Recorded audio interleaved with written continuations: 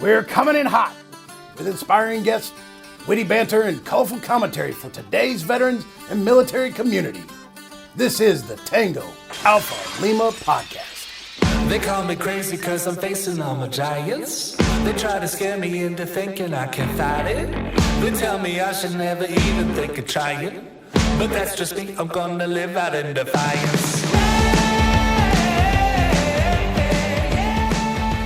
Today is February 7th, 2023, and we are still here at the Tango Alpha Lima experience. This is a rough week.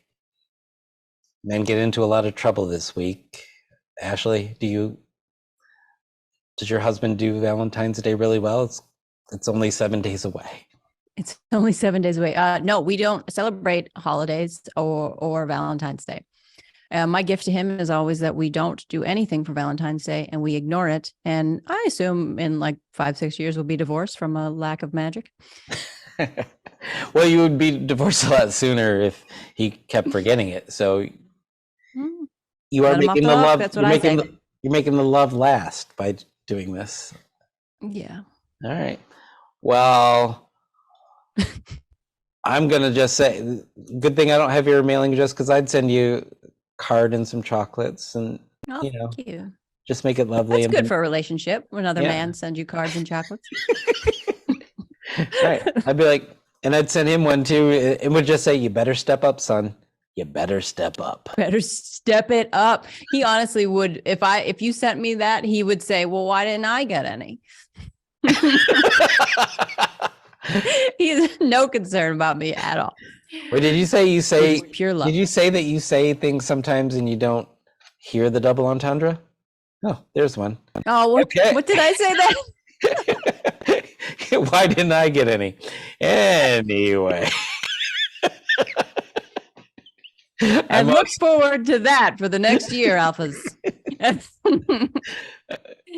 On the show we call the ex-hosts of Tango Alpha Lima. Mm-hmm.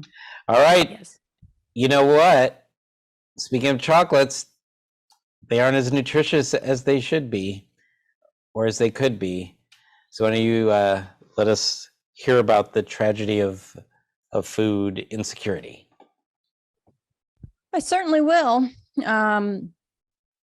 So, military families not having enough food is a national security issue. Report says Stars and Stripes. The key factors that make up military life were found to be significant contributors to food insecurity for military families and could hinder the ability of the armed forces to recruit and retain troops if it isn't addressed, according to 2 reports released this week.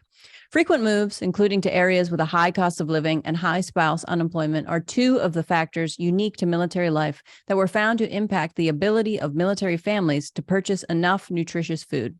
Other factors identified include adding a new family member, unexpected expenses, natural disasters, and the rising cost of living, according to reports from the Military Family Advisory Network and the Center for Strategic and International Studies.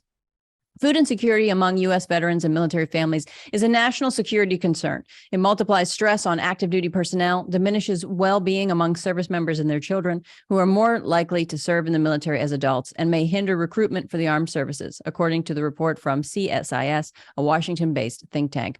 Shannon, I don't know how to pronounce her last name. I would say Razadin. Shannon Razadin, Executive Director of Military Family Advisory Network, a nonprofit advocacy group, said it's incredibly important to understand, and it's not always a money management issue.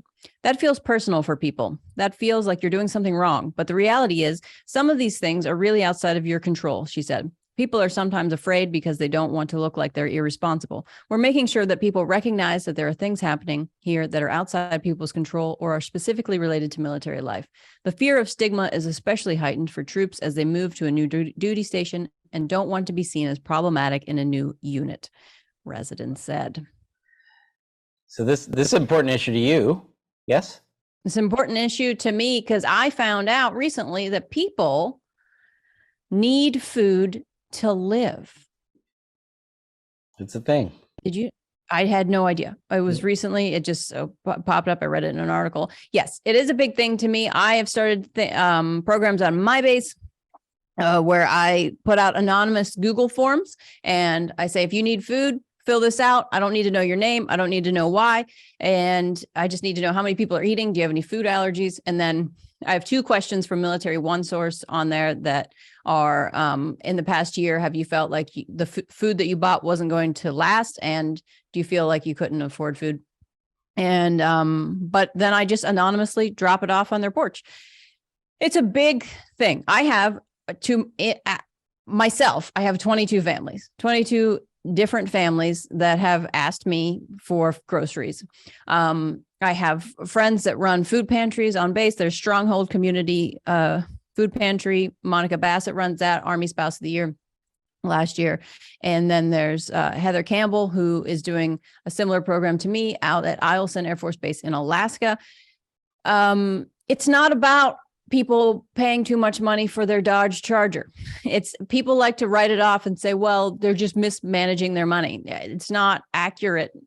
The more accurate way to say it would be, there's a 22% military spouse unemployment rate. We live in a 2-person economy now. You have to have both people working. We have massive childcare issues. If you're asked for your job to move every 2 to 2.5 years to a new place where you know no one, you have no family to rely on, you have to get a new job. You have to set yourself up and buy all the stuff that the military broke when they moved you. If they do that to you as a civilian family, you going to be okay every 2 years? No. Military families end up $2,000 to $5,000 in debt every time they move. I've heard it as much as $11,000. So there's numerous things that come into play. For me, it's just if you see somebody that's struggling as a military family, don't just be like, well, you just don't know how to manage your money.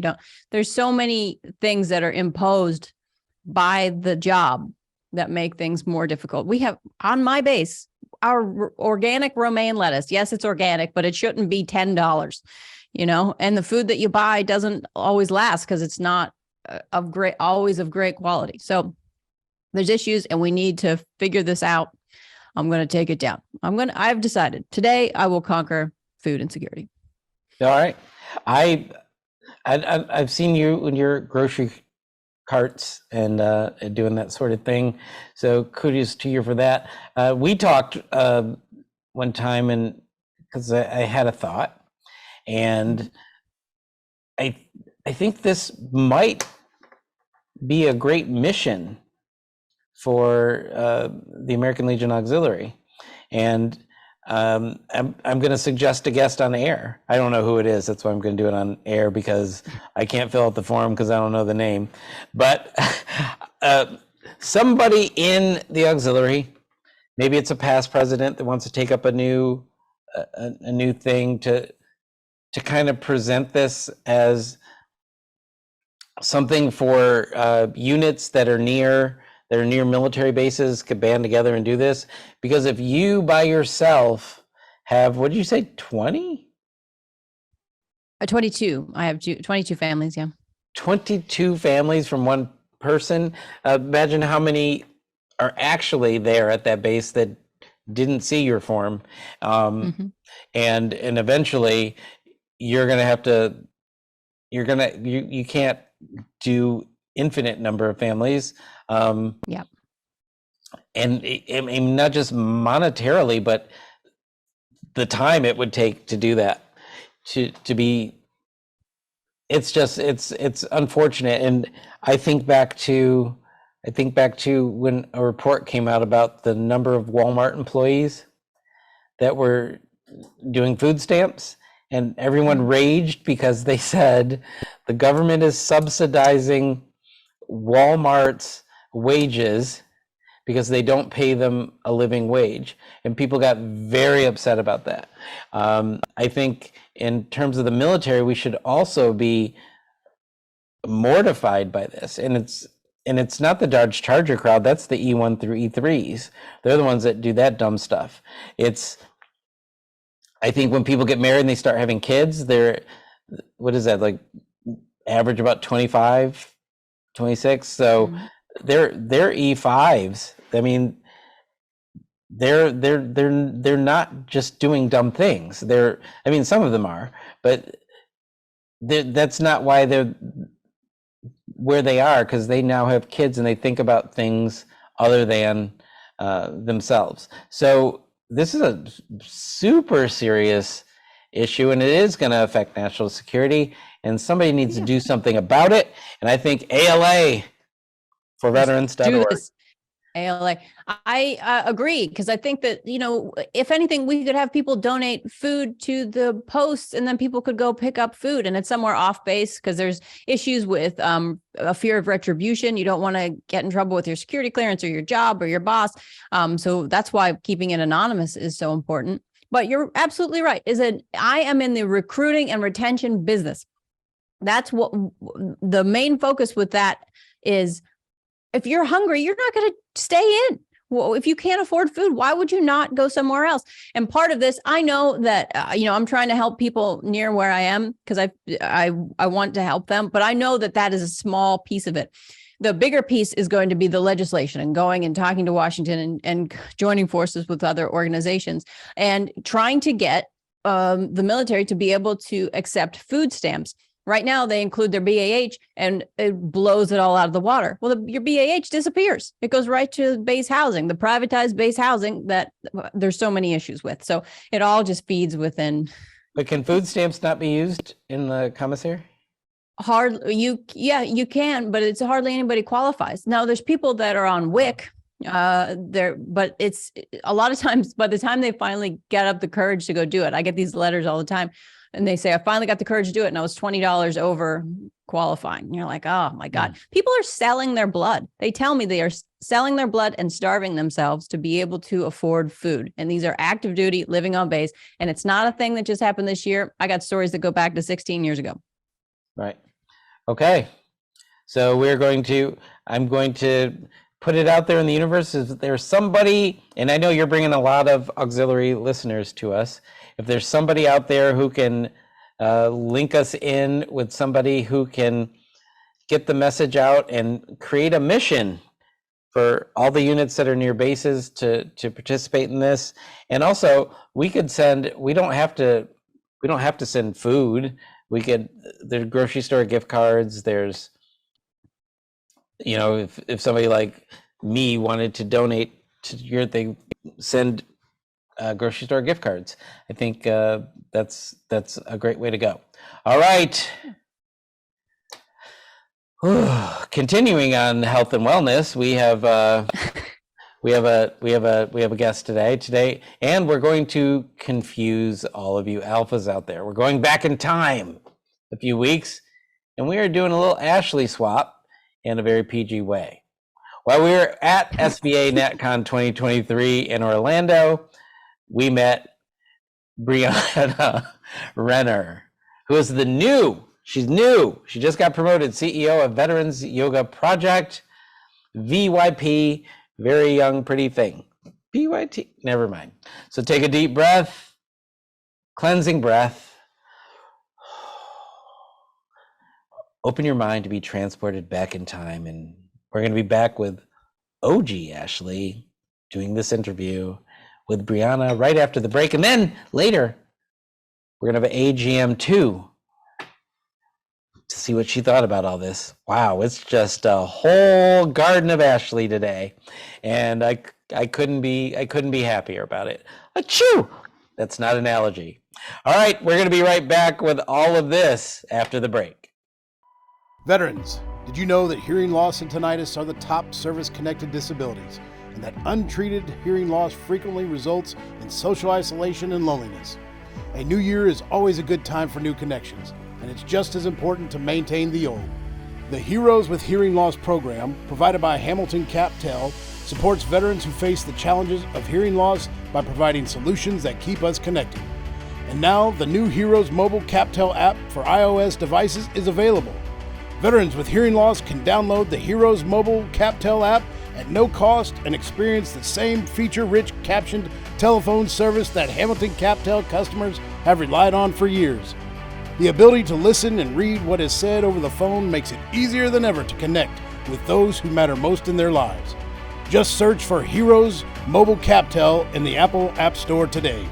Restrictions apply. Visit heroeswithhearingloss.org for terms and conditions. Have a happy and healthy New Year. All right, Alphas, I hope you had a great break, because right now we're going to get into it. We're going to get yoga down with Brianna Renner of the Veterans Yoga Project. She is the CE Yogi. They call her CEO, but I call her the CE Yogi. And we're going to get into it right now. We're not going to do a downward dog, but we're going to get down and learn about your project. Thank you so much for being here, and welcome to the Tango Alpha Lima experience. And this chuckler over here, it's a new pose called the chuckle. And it's called finding my balance, you know? I gotta laugh, I gotta enjoy you, I gotta be angry at you some days. You know, it's the yin and yang, so it's... Yoga's all about the exploration of balance of effort and ease, so... See, look yeah, at that. there you go. Just jump right into it. Right on it. Right into the Tango Alpha Lima experience. So welcome, and thank you for being here. Thank you so much for having me. I appreciate you both. And you know what? I'm gonna allow Like, I need permission. this person, this human being here, to get the first question. You're so fun. It gets better. Like, so many episodes in, folks. It's so much better in person. It's funner. All right, so we're gonna get into it. You're brand new in this position. Is that correct? That is correct. How many days in, fresh? I believe 6. That's right, Alpha. Yes. 6 whole days, and she's crushing it here at Student Veterans of America Convention. I saw that there was some yoga being done this morning. Yes. Tell us a little bit about that experience, and then I'd love to learn more about how you got involved with this project. Sure. So this morning's yoga class was amazing. So it was taught by 2 of our alumni Mindful Resilience yoga teacher trainers. They are 200-hour yoga teacher trainers. One of them just graduated in October, and the other one was part of our inaugural class. And they both taught class this morning, and they did an amazing job. There were over 70 veterans that came out and honored themselves by practicing yoga with us. It was amazing. Yeah. Were you at yoga? I was not at yoga. I was doing the turn off the alarm pose. That's all right. You were honoring yourself. Yeah, That's there what you matters. Yeah. That's good. Good meditation. Good for you there. So we had 70 veterans rolled out of bed and started their day with you. They did. Tell me more about the yoga project, the inspiration behind it. I want to know the origin story. Sure. Sure. So we're going to go way back to 2011. Way back. So our founder, Dr. Dan Libby, was doing his postdoc work, and he was working with the West Haven VA in Connecticut. And he started noticing that tools of mindful resilience, so Veterans Yoga Project, our mission is to support the recovery and resilience of veterans, military families, and communities. And we do this, we have 5 tools of mindful resilience: breath work, meditation, mindful movement, gratitude, and guided rest. So the class this morning incorporated those 5 tools of mindful resilience. And as he was doing his postdoc work, he recognized that by incorporating these tools into his practice, his patients, his students were able to come back into themselves. So much so that one of them said, "Hey doc, I didn't need my medication to sleep last night. I meditated instead." So that is the birth of Veterans Yoga Project. As a clinical psychologist and as a yogi, he saw that there was a growing need to incorporate these tools into not only community, but into the veteran society as well, the veteran community. And he created a training, the Mindful Resilience for Trauma Recovery training. It started off as about 15 hours. Now it's grown a little bit more to 17 and a half. But the training is designed for yoga teachers and mental health clinicians who want to take this work forward and to offer these tools to veterans so that they can find support within themselves. I love that. I love all of that. I find all too often, especially as service members are looking for that holistic approach to practicing the wellness, finding that balance, right? The world has been a little crazy the past few years, so to find your center. Yeah. Oof. Yeah. Yes, I love all of that. I would love to know a little more about some of the partnership opportunities you've had, right? So Yes. I imagine there's a lot of places where this can be utilized been touched on, right? Especially if you're providing the training. So learn more about that. Yeah, so we've partnered with different organizations in a few different ways. So one is working with yoga studios who hold veteran-based classes in their local community. The other direction we've partnered with are VAs and vet centers. I've had the honor of teaching at our VA. So I live in New Hampshire. I teach at the VA in White River Junction, Vermont. It started off as a 6-week class, and April will be 9 years. So it's been a tremendous honor to be a part of that. We've also partnered with organizations like Student Veterans of America, who brought us here this weekend in order to teach our class. And we've been able to work with organizations not only to bring yoga into their veteran community, but to offer tools of mindful resilience to their community at large. As you mentioned, the last couple of years have been a bit trying and trying really hard. Right. Lots of yes. trying. Yes. And we've, the tools and the practices of breathing, of coming into ourselves and taking that moment and noticing, right, when we get anxious. There's been a lot of anxiety. I know I have been quite anxious, and my kids have gone through some of the anxiety, just of the unpredictability of the last couple of years. So being able to create a predictability, right? If we take a big inhale, we know that we're going to exhale. So there's just a hint of predictability that we can create for ourselves. It's fascinating to think about that level of control that you have within yourself, especially when you're trying to exert control elsewhere. I think the Stoics say, the only thing you can't control is the way you respond, right? Yeah. And it's so meaningful and powerful. And I wholeheartedly believe there are just moments where I don't know about you, Jeff, but sometimes when I'm feeling stressed, I just have to practice mindfulness, just be present and take that large, deep breath and remind myself and give myself grace, right? Yeah. And in all modes of holistic therapy and yoga, I'm really excited to hear that this project has taken off. I'm happy to hear that veterans showed up this morning and rolled out of bed and made it happen and showed up for themselves. And I think that's so, so important. I want to kind of change gears a bit. Sure. You served yourself. I did. And Yes. what branch? United States Marine Corps. Had to do that. And that's also good to know, because one of the discussions I had with, I believe someone on your staff was they weren't your staff because it was last year, but the aggressive nature of how we are used to working out and used to movement. Is it a difficult transition for people to get into yoga who are used to the military style training? I'll speak from the I. So the first yoga class I did, I was home on leave. My mom, love you, Mom. She brought me to my first yoga class, and I did not love it. The teacher was beautiful and amazing, but I turned it into a competitive class. I was a dancer before the Marines, and I recently heard someone say they're a recovering perfectionist, and I love that because I had to do yoga perfectly. And there is a lot of, Marine Corps, Marines in general, I think there's a low-lying level of aggression that just sort of hangs around.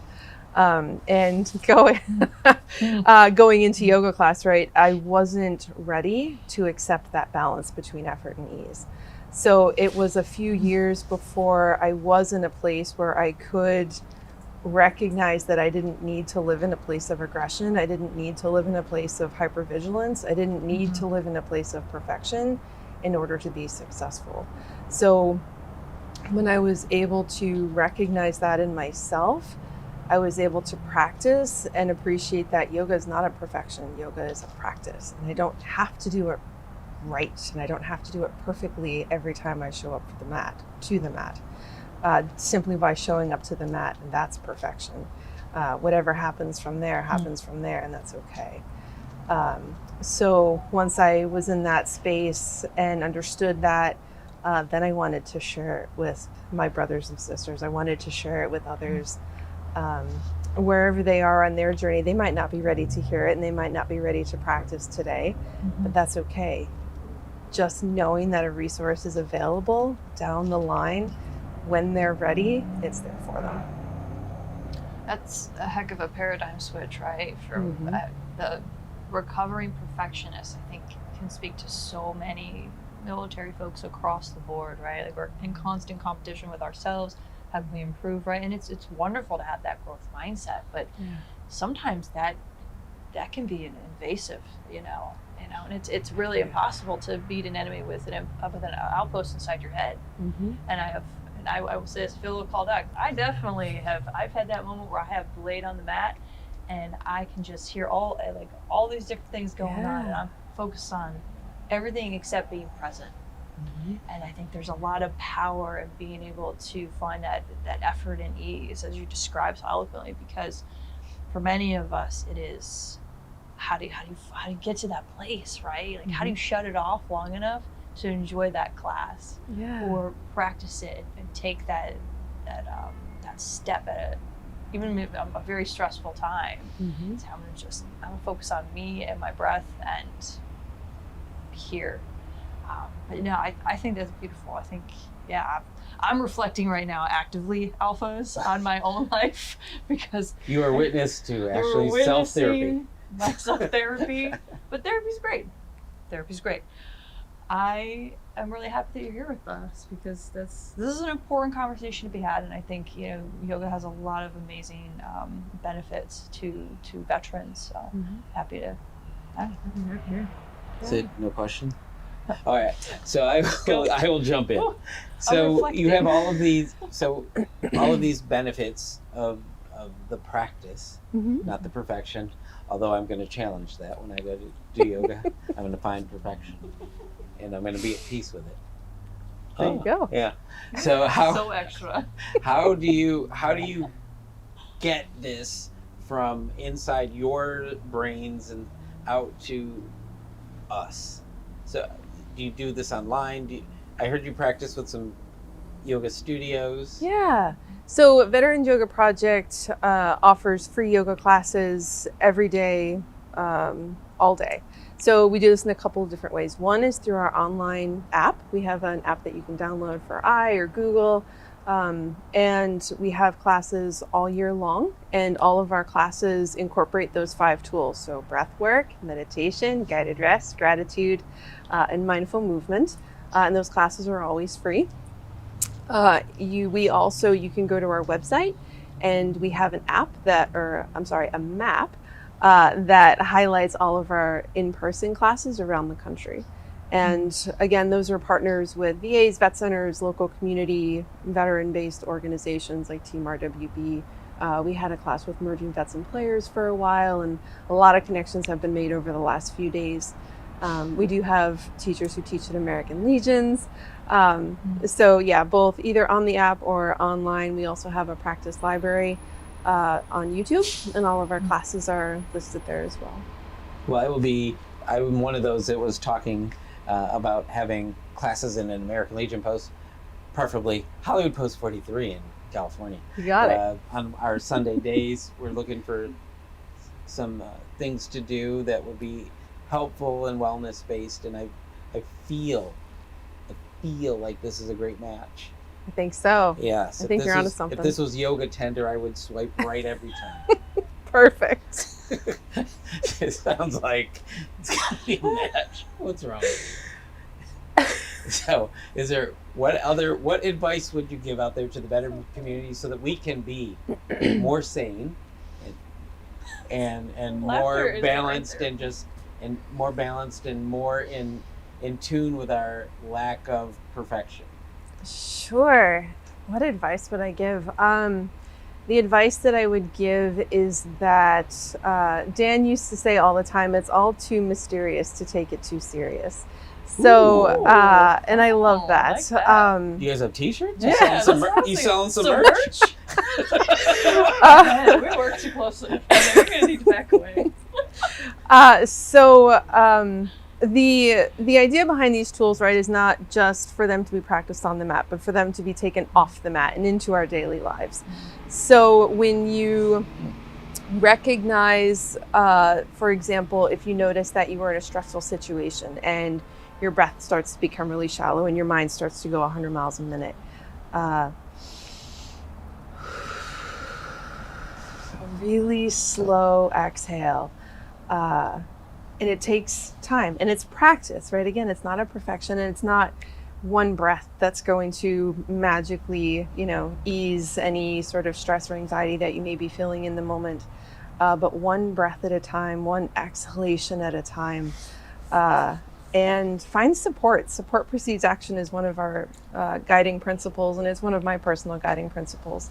Find support, find friends who can support you in your best habits and your so that you can live in line with your values and goals, and continue to find that support and continue to breathe one breath at a time. One breath at a time. I like that. Om Ra. Love that. Wow. You're on fire right now. He's crushing it. That one just hit me. That's brilliant. Nicely done. So I'm just gonna say Om Ra, and I hope that the alphas out there find themselves an opportunity to practice yoga with practitioners that are aligned with your wants and needs, so that we can all walk this earth in a more balanced, present way. Thank you so much for being here. Thank you. I'm gonna breathe in a way that doesn't make, I did this and I should have done. Either way. I can't This be is wrong. so gratitude, right? When you bring Right. your hands to your heart, you can explore a sensation of gratitude, and from there, you can bring to mind one thing that you're grateful for. So we're gonna all breathe together and do that in our heads? Sure, let's ready? do it. I'm grateful for Jeff Daly and our amazing guest. So am I. I'm grateful for Ashley. Ashley Marie. On fire, ladies and gentlemen. When our nation's veterans came home from serving their country, the American Legion helped them with the GI Bill to get a head start. When they came home from Vietnam, we helped those affected with Agent Orange to get care and compensation. Now, there is a new war raging. Unfortunately, it is being fought in the hearts and minds of those who served. Veteran suicide is the most important issue facing veterans today, and too many are battling it alone. So join us, make the pledge, be the one to help the American Legion end veteran suicide. Om Ra. You're gonna go namaste. All right, namaste, we're back. Alphas, we've swapped ashes again. They're interchangeable. They look a little different if you're watching on YouTube, and you should be. And we're back with Ashley Marie Gudermuth, or as I call her, AGM2. And we're about to engage in our favorite activity. Pew, pew, pew, pew, pew, pew, pew. Rapid fire. I really want to get that echoey when I do that rapid fire. So what's that? Oh, reverb. She's correcting my terminology. All right, rapid fire number 1. Legionnaire finally receives Navy Cross for 1952 heroics. This is from the American Legion, legion.org, which you should go to every day and make your life better. Mm-hmm. More than 7 decades after his extraordinary aerial achievement, retired Navy Lieutenant Royce Williams received the Navy Cross on 20 January in San Diego, California. Carlos del Toro, the Secretary of the Navy, presented the Navy Cross to Williams, an American Legion member, at the San Diego Air and Space Museum. Hundreds of American Legion members, Navy officials, military supporters, and others attended the ceremony, which can be viewed at the link in the show notes. If I'm not showing it, I'm absolutely thrilled, Williams said during the ceremony. I never expected any recognition in attendance, which is nothing I would say. I've been like, took you whoopsie daisies this long to recognize me for this? All right. In attendance was Legionnaire Steve Lewandowski, who was spearheading efforts to get Williams an upgrade to the Medal of Honor. I'm really happy for Royce to finally get this recognition for something that is quite impressive. While this wonderful development While this is a wonderful development, it does not preclude him from receiving the Medal of Honor. Lewandowski and Williams are both members of American Legion Post 416 in Encinitas, California. The backstory: on November 18th, 1952, Williams shot down 4 Russian MiGs in just over half an hour. Well, I'm going to start over, ladies and gentlemen. It's so impressive, I lost my ability to speak. Background: on November 18th, 1952, Williams shot down 4 Russian MiGs in just over a half hour off the Korean Peninsula, an aerial feat that has never been duplicated. I'd never worked so hard at flying an airplane, he told American Legion magazine for a story featured in the November 2017 issue. Upon landing his heavily damaged plane on the USS Oris Caney, Williams was sworn to keep the incident a secret, which he did for more than 50 years until it was declassified. Senior officials were concerned that news of the firefight might drag the Soviets into a broader conflict with Korea. Additionally, the U.S. didn't want to reveal the existence of the brand new National Security Agency, which had agents on board the ship. How did Williams, who early received a Silver Star, keep it a secret for so long? It's a puzzle, he told the magazine in 2017. I don't know, the Boy Scout in me, I guess. All right, that's the story. Wow. That's pretty darn impressive. I saw you visibly. Yeah, because he had to keep a secret for 50 years. He shot down 4 planes in a half an hour. And then he's a pilot. Do you have any idea how hard it must have been for him not to brag? I mean, my husband's a pilot. The arrogance of the man. Oh. I am just impressed. I'm impressed that he was able to keep this a secret and able to do it. And I wonder if he shoots down the first one and it's all in the space of a half an hour. And if he's just like, okay, all right, I can relax. And then he's got to go to another one. All right, wait a minute. The third one, I'm getting a little better at this. Fourth, it's just like, come on. Bring them. I'd be like, bring them. Bring them. I'm good at this now. No, but I think of, you got one guy against 4, or like Holly's saying it was 7. I think the other ones finally said it's like a martial arts movie where the guy's beating up everybody, but they're so dumb they keep coming and they get back up and they get beat up again. Yeah. These last 3 probably go, nope, I'm out. But I think this is one of the things I absolutely adore about the American Legion. Yeah, we talk a lot about you got to get the youngins in. We got to get these next generation in. But yet at the same time, we still honor the previous eras.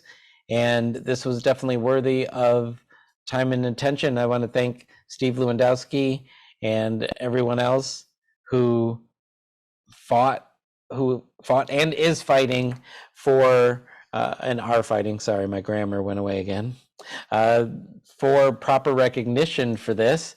And I hope the Medal of Honor does happen. I bet CV's all over this story in his own personal feed on whatever he gets his news. He loves this stuff.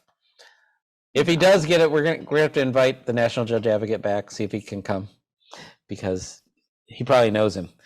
Anything else? You're right. I think they're very braggy. Yeah. I mean, they call them zipper-suited sun gods. They walk around like how the earth was made for me, So I'm impressed for me to leave. Look at what I could do. And I didn't know that.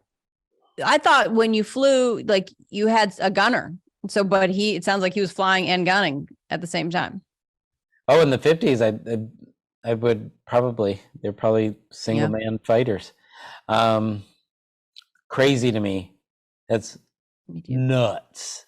And yes, congratulations. I mean, congratulations sounds weird because of what you have to go through to get it, but well done there on behalf of not only the recipient but the advocates and our lovely organization for taking this on as one of our missions. I love that. We are going to keep to the skies for rapid fire number pew pew 2. We only have 2 today. This one's a little lighter. This was in Military Times. It was why Top Gun Maverick should win the Oscar for Best Picture. The Oscar. Okay, this is like asking why should In-N-Out should get a Michelin star. I know you all love it, but it ain't no Michelin star. All right, coming for it hard, Daly. I know I'm probably going to lose my California residency for not thinking In-N-Out should get a Michelin star. All right, why Top Gun Maverick should win the Oscar for Best Picture. This year, 2 military films were included among the list of Oscar nominees: All Quiet on the Western Front and Top Gun Maverick. While the former is a dramatic, critically acclaimed, stunning, and artistic depiction of the events of World War I that's very much in line with typical Oscar selection, it's worth rooting for Top Gun to win it all because it's pure, unadulterated fun.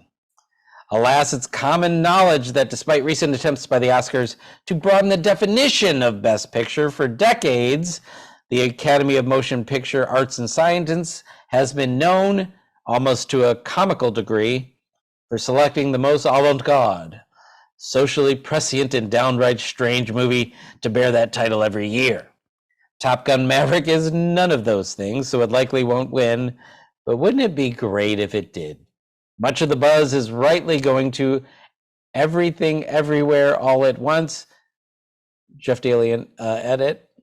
I've never heard of that movie, by the way. Me neither. And it's the front runner to win. Okay, back to the story.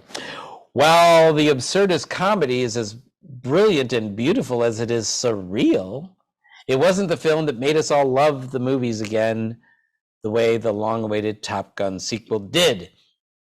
Everything, Everywhere, All at Once was a movie we wanted, but Top Gun Maverick was the film we needed. Top Gun Maverick was an escape from reality in a time where everyday life seemed poised to make us feel bad constantly. Isn't the experience of pure joy and magic of a movie something worth celebrating? Ashley Gudermuth. Okay, I watched it. I did watch Top Gun. And you didn't watch the other one? You know, Everything, Everywhere, All at Once. It was just too much marketing. Right. I have no idea. I doubt that movie exists. Right. So when I watched Top Gun, I watched it with my husband, Air Force pilot, and his takeaway from that movie was they didn't make Tom Cruise wear a helmet while he rode the motorcycle. He was like, "That's cool. I'm glad they did that." So that's an Air Force perspective. Right. Nothing about no PPE. Nothing about anything in the sky. Just on no, because I don't think he respects the Navy as pilots. No. It's hard. My son is at the Naval Academy. Who knows where he's going to end up with what job they give him? But it'd be funny to have an Air Force pilot and a Navy pilot go head to head. It can be Top Gun 3, Gudermuth edition. I do have people that will send me messages that are like, the Navy best pilots in the world. And I'm like, okay, the Air Force isn't over here going, the Air Force best boats in the world. We're not trying to take your thing, so maybe just chill out a bit. I've always said, hey, Air Force brags about their cuisine, their hotel VIP status. Y'all do your bragging. Y'all do your bragging. We do. So I now need to see Everything, Everywhere, All at Once, because anything that is, and I'm going to repeat, and the absurdist comedy is as brilliant and beautiful as it is surreal. Wow. How can that not win? Except for the fact that probably most voters have never seen it. Or heard of it. Yeah, I got to find that stuff. And I think maybe I want to go see it, today. So can we get out of here? I mean, I gotta. Yeah, so let's go watch a movie together. I want to see this. Yeah, I'd ask you to go with me, but the commute would be ridiculous. Oh no, I'm coming. I just know I'm allergic to corn, so I can't eat popcorn. But you can have mine. Oh my God, that's one of the saddest things I think I've ever heard. Oh yeah. Allergic to corn in the United States of America, where corn syrup is everywhere. I can have it like that. I just can't eat raw corn. Can't just go right in there. Can you have a corn taco shell? No. Don't make me. It's not going to kill me. I got a lot of fake food allergies, but there's a couple that, I think if I had a food allergy, my bill for the restaurant would be really high because it would include the cost of the EpiPen that I would preemptively use. I would just give me all the shrimp. Give me all the shrimp. Give it to me. All right, let's go home. Okay.